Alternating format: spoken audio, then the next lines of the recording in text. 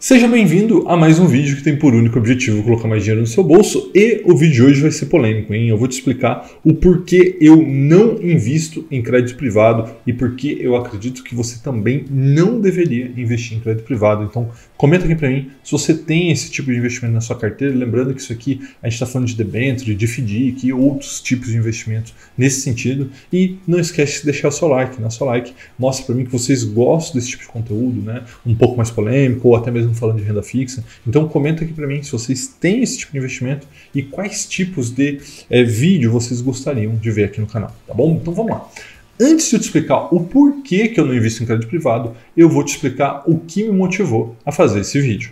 Eu estava na internet essa semana e vi esta manchete, né? Após resgates superarem 75% do seu patrimônio, o Capitalis fecha o fundo Orion para novas aplicações, né? Então, só para você entender, este fundo é um dos fundos mais renomados do Brasil em crédito privado. E aí foi fechado para novas aplicações porque tive muito resgate, né? Foram muitos resgates e é lógico que não tem nenhum fundo que consiga se segurar com 75% do seu patrimônio sendo resgatado. E aí você pode perguntar, tá bom, Rafael, mas por que isso aconteceu? E isso aconteceu graças a esse gráfico que eu estou colocando na sua tela.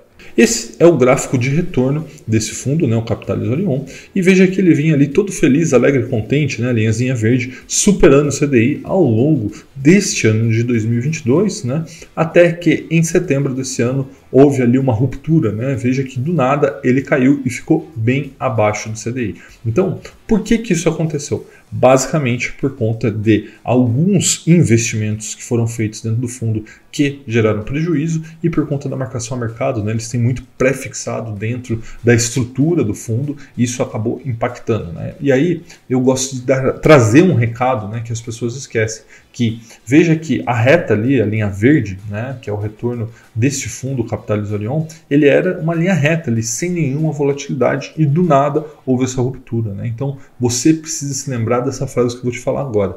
A ausência de volatilidade não quer dizer ausência de risco.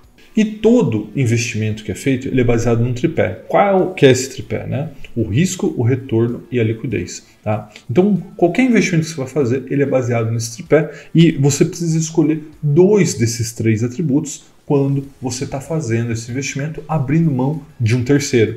Então, vamos entender esses atributos e o primeiro é retorno. Retorno nada mais é do que o quanto você vai receber pelo seu investimento, ou seja, o quanto o seu investimento vai ser remunerado, né? Então isso pode ser vários índices, né? Por exemplo, 100% do CDI, quer dizer que você vai receber 100% dessa taxa, né? Ou IPCA mais 5%, ou você vai receber inflação mais 5%.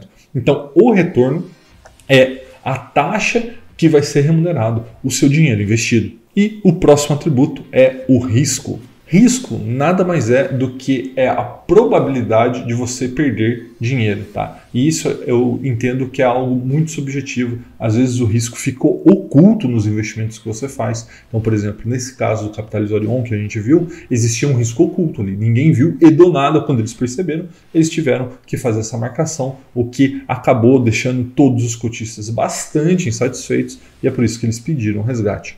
E o último atributo é a liquidez. E o que é a liquidez, né? É a capacidade de você reaver o seu dinheiro caso você precise dele, né? Então você pode fazer um investimento, não quero mais, quero ele de volta. Então isso é a liquidez, é a capacidade de você fazer esse dinheiro voltar para sua mão a hora que você quer. Então quando você escolhe investimento, você tem que escolher dois desses três atributos, né? Risco, retorno e liquidez. Então vou dar alguns exemplos para ajudar você a entender isso. Imagina que você está investindo em imóveis, né? Imóveis tem um bom risco? Tem. O risco é muito baixo de investir em imóveis. Tem um bom retorno? Sim, tem um bom retorno no longo prazo. Lembrando que no mundo inteiro os imóveis eles remuneram a inflação mais uma taxa, né? Então só de proteger da inflação já faz com que os imóveis sejam um bom investimento. Só que ele tem um problema. Qual é o problema? É a liquidez. Se você precisar vender o imóvel da noite para o dia, ou você vai perder muito dinheiro por conta da liquidez, ou você vai ter que esperar muito tempo para reaver seu dinheiro. Então, por exemplo, quando você investe em imóveis, você tem um problema da liquidez, você está abrindo mão da liquidez. Já quando você está investindo, por exemplo, na poupança, né? Na poupança você tem uma alta liquidez, você pode pedir esse dinheiro a hora que você quiser. Você tem um risco muito baixo também, apesar de no passado do Brasil, né, ter sido sequestrado os recursos da poupança, mas espera-se que isso nunca mais aconteça, né? Então vamos considerar aqui que o risco de investir na poupança é baixo, só que o retorno também é baixo, né? Então aqui no caso da poupança, você abriu mão do retorno.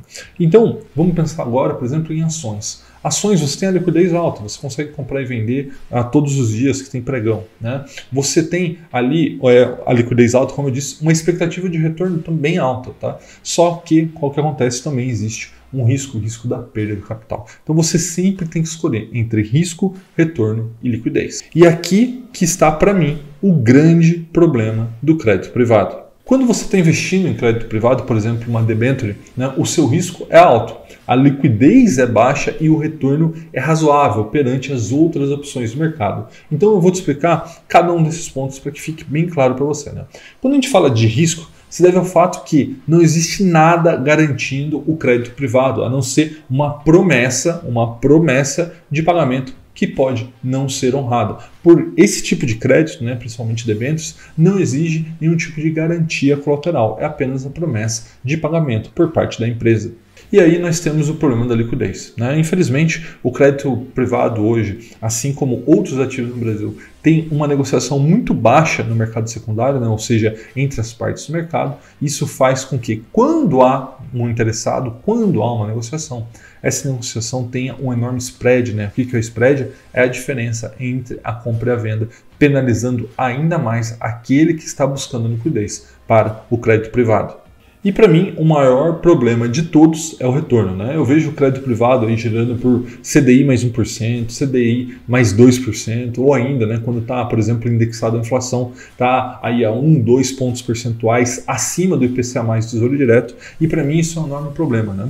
Eu estou abrindo mão da liquidez, eu estou correndo um risco enorme, né, porque não existe garantia, e eu ganho somente 2 pontos percentuais a mais por ano. Eu não vejo o menor sentido nisso. Eu não invisto em crédito privado, eu acredito que não seja um bom investimento, tá? Mas me conta aqui nos comentários se você investe em debenture, se você investe em FDIC, e se você gostou do tema desse vídeo, se você quer que eu fale mais sobre esses assuntos polêmicos do mercado, deixa o seu like e comenta aqui para mim. Pô, Rafael, gostei do vídeo de hoje, queria que você falasse mais sobre debenture, mais sobre FDIC, mais sobre renda fixa. Ou fala, não, Rafael, não quero que você fale nada sobre isso, eu quero que você fale sobre outra coisa. Me diz aqui nos comentários. E eu queria te fazer um pedido.